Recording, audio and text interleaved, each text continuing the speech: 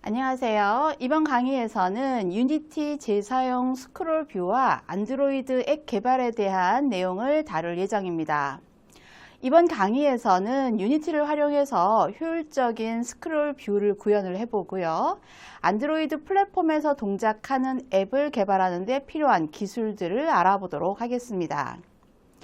16차 시로 이어지는 이번 과정에서는 특히 대량의 데이터를 효율적으로 처리할 수 있는 재사용 스크롤 뷰의 개념과 실전 적용 방법에 대해서 알아보도록 하겠습니다. 자, 그러면 학습 목표와 학습 내용에 대해서 살펴보도록 하겠습니다. 먼저 저희는 유니티에서 재사용 스크롤 뷰의 개념과 필요성에 대해서 알아보고요. 재사용 스크롤 뷰를 활용해서 대규모 데이터를 어떻게 처리하는지, 메모리 최적화 방법은 어떻게 해야 되는지 알아보도록 하겠습니다. 저희는 안드로이드와 iOS 앱 개발을 할 수가 있는데 테스트는 안드로이드에서만 해볼 예정이고요. 프로젝트에서 동적 UI 업데이트도 한번 구현해 보도록 하겠습니다. 학습 내용입니다. 자, 말씀드렸듯이 재사용 스크롤 뷰는 대량의 데이터를 사용을 할 수 있는 방법인데요. 유니티에서 특히 스크롤 렉을 사용해서 스크롤 가능한 UI와 그리고 필요 항목만 동적으로 업데이트하는 방법에 대해서도 실습해 보도록 하겠습니다. 자, 그러면 이번 차시 강의를 시작하겠습니다.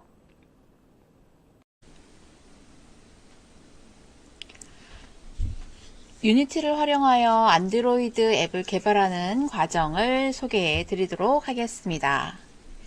유니티는 전 세계적으로 많이 사용되는 게임 엔진이라고 말씀드렸는데요. 게임뿐만 아니라 앱 개발에서도 활용되고 있습니다. 특히 유니티를 사용하면 안드로이드와 같은 플랫폼에 손쉽게 앱을 배포할 수 있는 장점이 있죠. 이번에는 유니티를 통해서 안드로이드 앱을 개발하는 기본 과정에 대해서 설명드리도록 하겠습니다. 재사용 스크롤 뷰라는 것은 많은 양의 데이터를 화면에 표시할 때 메모리를 효율적으로 사용하는 활용 기법입니다. 예를 들어서 저희는 핸드폰이 있으면 여기에 사고자 하는 어떤 메뉴들이 있을 수가 있는데요. 그러면 핸드폰에 있는 리스트 목록들을 위쪽으로 드래그 올려서 다른 화면을 보게 되는 거죠. 예를 들어서 쇼핑몰의 앱에서 수백 개의 상품 목록을 표시한다고 생각을 해볼게요. 모든 데이터를 한눈에 화면에 렌더링 한다면 성능 문제가 발생할 수밖에 없습니다. 이때 재사용 가능한 스크롤 뷰를 사용하면 현재 화면에 보이는 항목만 생성하고 벗어난 항목은 재사용하는 방식으로 성능을 최적화할 수 있는 거죠. 이러한 기능을 효율적으로 구현하기 위해서 스크롤 뷰와 객체 풀링이라는 개념을 결합해서 사용합니다. 데이터 목록을 바탕으로 동적으로 UI를 생성하고 필요할 때만 업데이트하는 방식이죠. 그러면 재사용 스크롤 뷰의 원리를 설명했으니 실제 프로젝트에서 코드를 제공하고 그리고 알아야 될 핵심 팁까지 실습해 보도록 하겠습니다.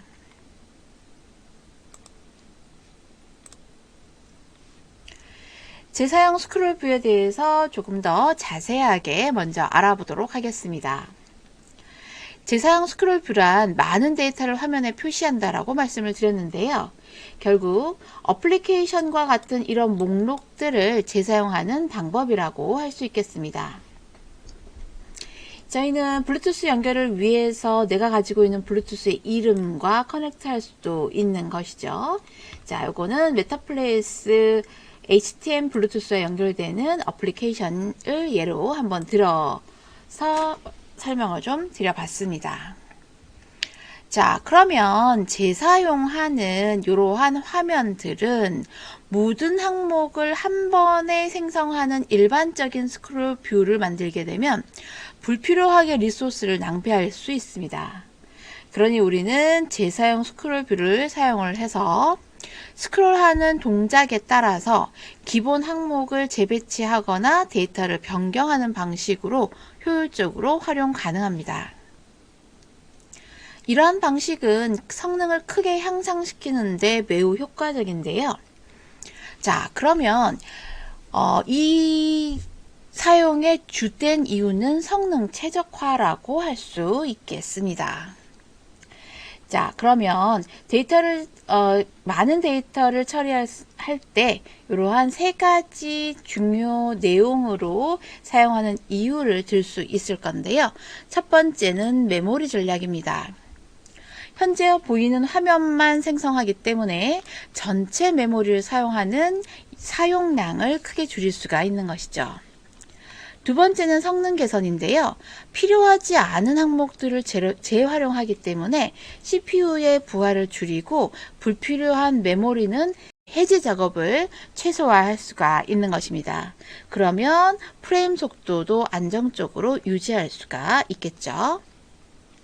세 번째, 부드러운 사용자 경험인데요.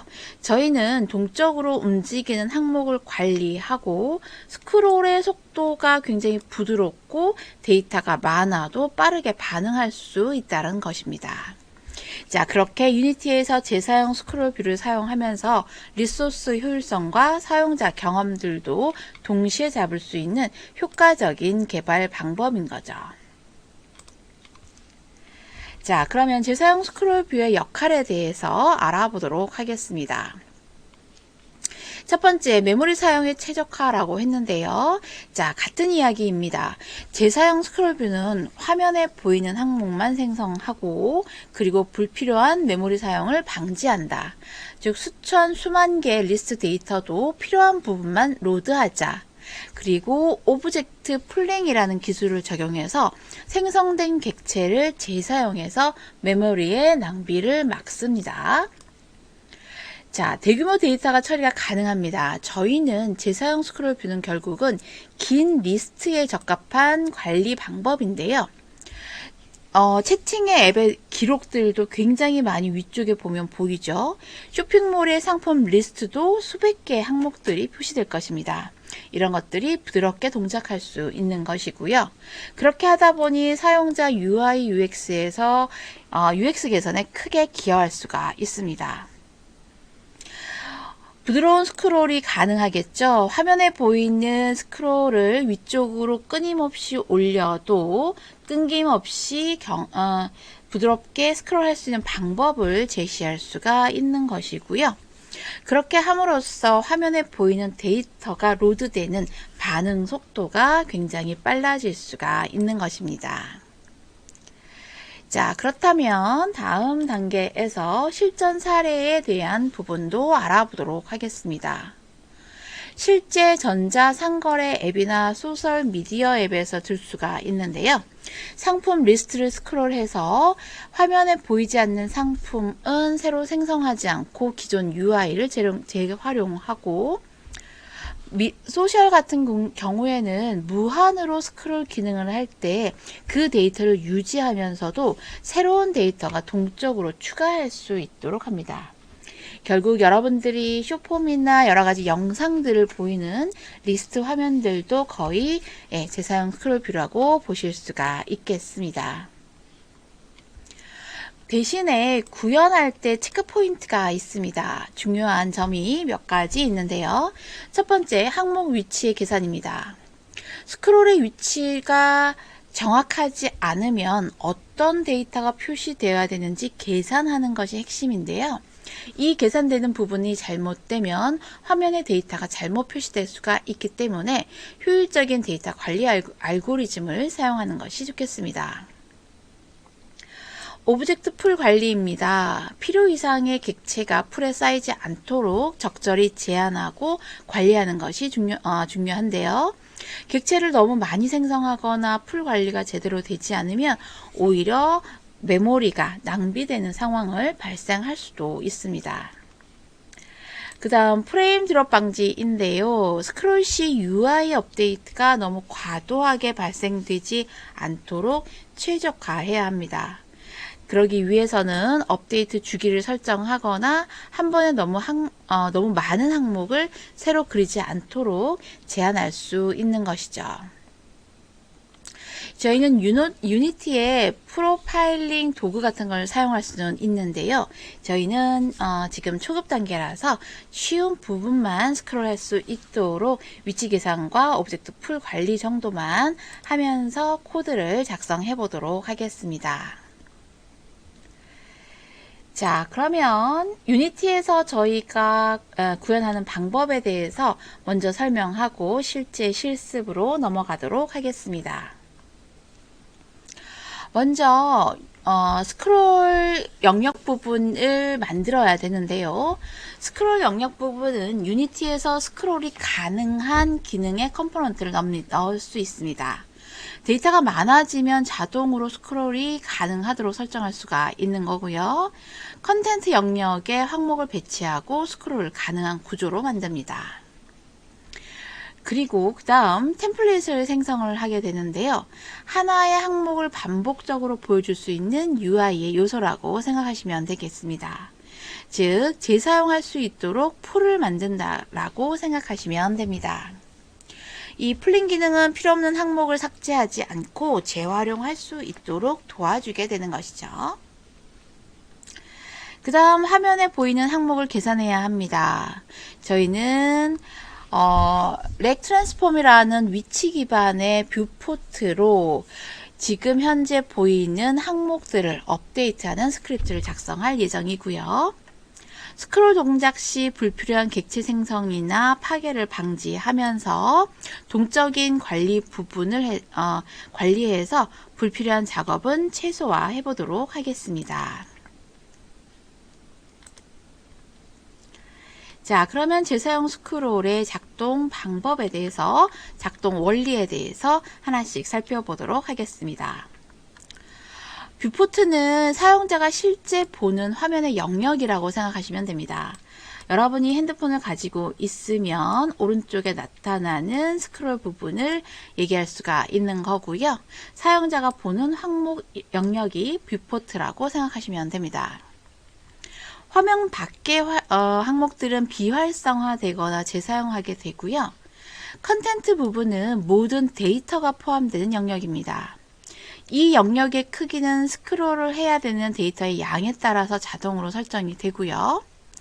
예를 들어서 쇼핑몰에서 100개의 상품을 표시한다면 컨텐트 영역은 그만큼의 데이터를 담을 만큼 커지게 됩니다. 스크롤이 가능한 구조는 이 컨텐트 크기에 따라서 결정되게 되는 것이죠. 재사용 셀입니다. 자, 재사용 셀은 재사용 스크롤 뷰의 핵심 기능인데요.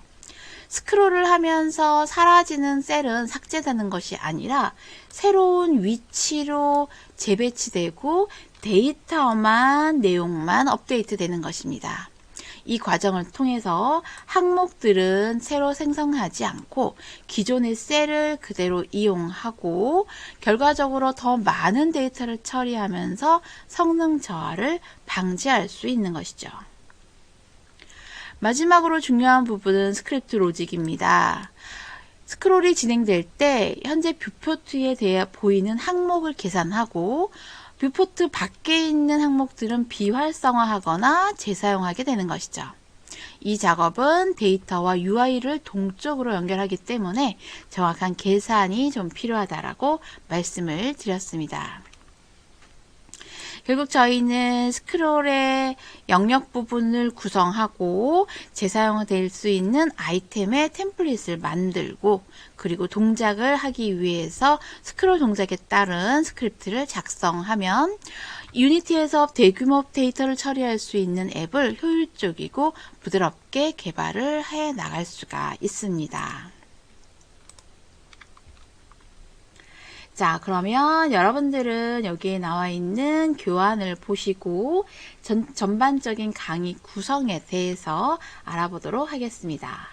자, 저희는 안드로이드 기반의 앱을 제작하는 방법에 대해서만 조금 설명을 드릴 거고요. 자, 첫 번째는 새로운 유니티 프로젝트를 생성할 겁니다. 저희가 앞단에서 프로젝트 게임 만들면서 3D 게임, 2D 게임에 관련된 내용들을 말씀을 드렸고요. 처음에 프로젝트 이름과 기본 인터페이스 부분도 설명을 드렸습니다. 저희는 일단은 플랫폼은 안드로이드를 선택을 할 거고요. 플레이어 세팅과 빌드런 세팅을 해서 UI 레이아웃과 스크롤 렉탱글 부분도, 렉 부분도 설정을 하겠습니다. 특히 스크롤 뷰의 구조 부분이 다른 구조와 헷갈리지 않도록 적절히 잘 작성을 해주시면 되고요. 옵션 부분이 연결이 잘 될 수 있도록 확인하시기 바랍니다.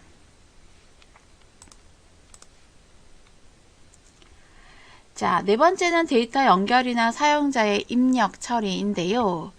재사용되는 뷰와 가장 중요한 부분이 데이터와 연결입니다. 그래서 이 과정에서 저희는 JSON 파일을 데이터를 불러오고 스크롤 뷰를 동적으로 연결하는 방법에 대해서 학습해 보도록 하겠습니다. 그런 다음 마지막 단계는 안드로이드 플랫폼을 빌드하고 APK를 생성하는 것인데요. 저희는 빌드까지 생성을 해보도록 하겠습니다. 그래서 움직이는 방법까지 재사용부가 뷰가 완성되는 앱까지만 동작하는지 확인해 볼게요. 자, 유니티 안드로이드 빌드 설정과 플레이어 설정 실제 실습 부분으로 들어가 보도록 하겠습니다. 자, 여러분들은 유니티에서 안드로이드 앱을 빌드하려면 빌드 세팅이 필요한데요. 자, 프로젝트 이름은 저희가 앞에서 설명을 드렸고요. 먼저 안드로이드 앱을 빌드하기 위해서는 빌드 세팅을 정확히 설정해야 합니다. 그래서 안드로이드 플랫폼에 맞는 빌드를 제공하는 기본 환경을 준비해야 합니다. 특히 처음에 들어갔을 때 씬의 2D 부분을 결정을 해주시고요. 게임 모드가 되어 있다면 우리는 시뮬레이터 모드 중에서 어플리케이션 개발을 하기 위한 여러 가지 기기들이 있는데요. 여기에서 설명은 삼성 갤럭시 S10e를 가지고 선택을 해서 화면 비율과 해상도에 맞춰 보는 실습을 해보도록 하겠습니다. 이 과정은 프로젝트가 실제 디바이스에서 어떻게 보이고 동작할지 예측하는데 굉장히 유용하게 사용될 수 있는 화면입니다. 그런 다음에 파일의 빌드 세팅으로 들어가 보면은요. 자, 먼저 플랫폼 목록에서 저희는 안드로이드를 선택을 해야 합니다. 저희가 웹GL 프로그램을 사용을 할 때에도 마찬가지지만 설치 과정이 필요하게 되고요. 안드로이드 플랫폼 부분의 목록을 확인하고 그리고 안드로이드에 대한 부분이 활성화되어 있지 않으면 저희는 오픈 다운로드 페이지라고 해서 프로그램을 다운로드 받고 그리고 설치한 다음에 계속 진행해 나갈 수가 있습니다. 이 과정은 시간이 좀 걸리기 때문에 화면상으로만 지금 설명을 드리고 있고요. 여러분들은 이 과정의 메뉴들을 잘 보시면서 단계별로 설치를 완료해 주시면 좋을 것 같습니다. 자, 안드로이드 플랫폼 설치 부분은 넥스트 눌러서 체크해 주시면 되고요. 옵션에 대한 부분이 그리 어렵거나 꼭 체크해야 되는 부분은 없으니까 넥스트 버튼으로 완료 버튼까지, 피니시 버튼까지 모두 설치를 해 주시면 좋을 것 같습니다. 자, 그러고 나면은 스위치 플랫폼을 선택을 하실 수가 있고요. 그리고 저희는 플레이 세팅부터 확인을 해 보도록 하겠습니다. 자, 플레이 세팅 부분에서 먼저 살펴봐야 되는 부분은 어디냐면 플레이 세팅의 왼쪽에 플레이어 부분입니다. 플레이어 부분에 먼저 나오는 것은 컴퍼니 네임인데요. 저희는 여기 회사의 이름을 주셔야 하고요. 특히 패키지를 구성할 때 사용되는 이름을 사용하는 것이 좋습니다. 그러니까 회사의 이름이나 개발자의 이름을 넣을 수가 있는 것이죠. 그리고 프로덕트 네임, 앱의 이름을 설정하고요. 저희는 리스크롤 어플리케이션이라는 이름으로 사용을 했습니다. 나중에 안드로이드 디바이스의 홈 화면에 나타나니 중요하게 이름을 잘 지어주시면 좋을 것 같고요. 버전은 0.1입니다. 1을 기준으로 0.1부터 가셔도 되고 1, 2, 3, 4로 여러분께서 선택해서 사용하셔도 좋을 것 같습니다. 그 다음 아더 세팅 부분입니다. 플레이어 세팅 중에서 왼쪽 목록에서 아더 세팅을 찾아 주시고요. 그리고 아이덴티피케이션 부분에서 먼저 패키지 네임 부분입니다. 패키지 네임은 안드로이드의 고유 식별자이므로 앱이 다른 앱과 구별될 수 있도록 합니다.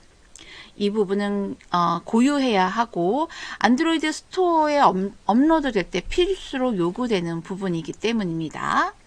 그래서 일반적으로 패키지 이름은 세 부분으로 나누는데요. 컴 부분은 도메인을 나타내고 그 다음 회사나 개발자의 이름 그리고 어플리케이션의 이름입니다. 저희는 이렇게 세 부분으로 구성된 어플리케이션의 이름으로 세팅을 하고요. 고유한 이름으로 가지게 되고 다른 앱과 충돌되지 않도록 해보도록 하겠습니다. 그 다음 버전 부분입니다. 버전은 사용자에게 표시되는 어플리케이션의 버전인데요. 예를 들어서 버전 1.0, 1.1 이렇게 업데이트 되는 이름으로 관리하실 수가 있습니다. 업데이트 시 이 값은 증가시켜서 새롭게 변경되는지 확인을 하시고요. 앱이 업그레이드가 됐을 때 코드가 변경되지 않으면 스토어에서 새로운 버전으로 인식하지 않을 수가 있습니다. 그래서 이런 부분들은 주의 깊게 사용을 하셔야 할 것 같습니다. 미니멈 API 레벨 같은 경우는 앱이 실행 가능한 안드로이드 버전의 최소 조건인데요. 자, 여기에서는 안드로이드 5.1 롤리팝 버전 레벨 21로 설정해서 이 설정은 보통 앱이 대부분 최신의 안드로이드 기기에서 실행될 수 있도록 보장받을 수 있는 부분입니다. 그 다음 타겟 API 레벨은요. 앱이 최적화된 환경에서 동작하는 그 버전인데요. 일단은 저희는 오토매틱 자동으로 두는 것을 추천드리겠습니다. 이렇게 하면 유니티가 설치된 SDK 버전에 따라서 가장 높은 API 레벨을 자동으로 선택하게 되는 것이죠.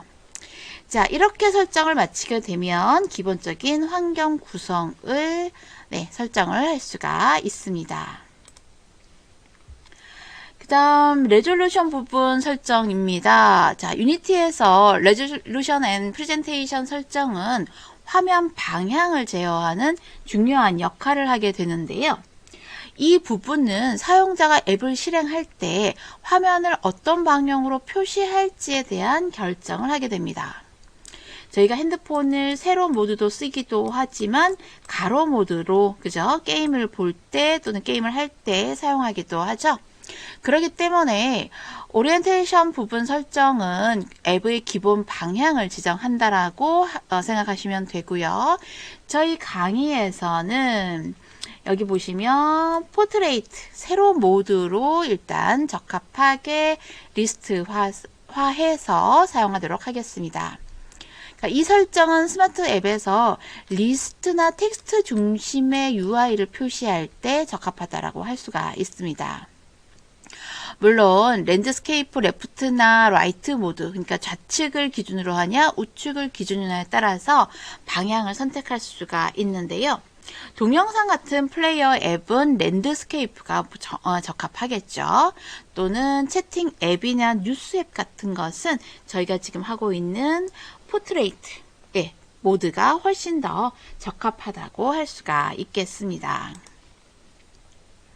자, 이렇게 설정을 변경하게 되면은 유니티는 해당 방향에 따라서 UI를 조정을 하고요. 그리고 사용자는 스마트폰이나 태블릿에서 화면을 회전할 때 방향 변경이 앱에서 올바르게 되는지도 확인하는 것이 좋을 것 같습니다.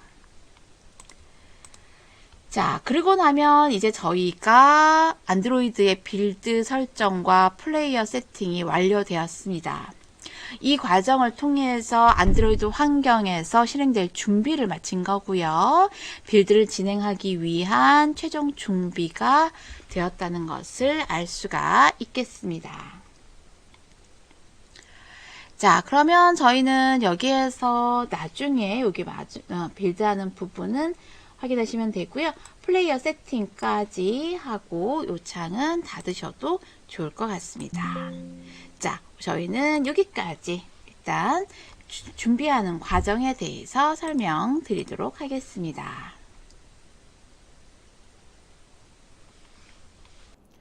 (16) 대한 학습 정리입니다. 저희는 재사용 스크롤 뷰가 어떻게 메모리 사용과 성능 최적화가 이루어지는지 알 수 있는 기술에 대해서 학습해 보았고요. 안드로이드 빌드를 위한 플랫폼 전환하고 그리고 플레이어에 관련된 앱 배포의 핵심 과정들을 이번에 살펴보았습니다. 10,000개 이상의 대규모 데이터를 처리를 할 때에 효과적으로 구현하는 실습 부분도 알아보았고요. UI 최적화와 사용자의 편리성을 위한 앱 개발의 필수 요소인 내용들도 효율적으로 실습해 보았습니다. 자, 16차시 강의는 여기까지 마치도록 하겠습니다.